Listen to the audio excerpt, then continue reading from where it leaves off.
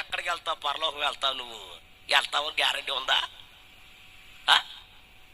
పరలోకం వెళ్తావు నువ్వు. కొబ్బరికాయలు లెక్కేస్తున్నాడు ఆయన అక్కడ. నువ్వు వేసే కన్నాలే కొబ్బరికాయలన్నీ లెక్కేసేస్తున్నాడు అక్కడ.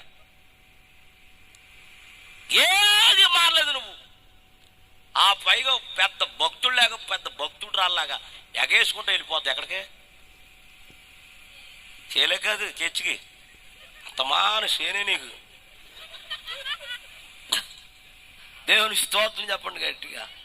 హల్లెలూయా చెప్పాలి గట్టిగా. ఈ రాత్రి అది మానేరా బాబు అన్నాడు.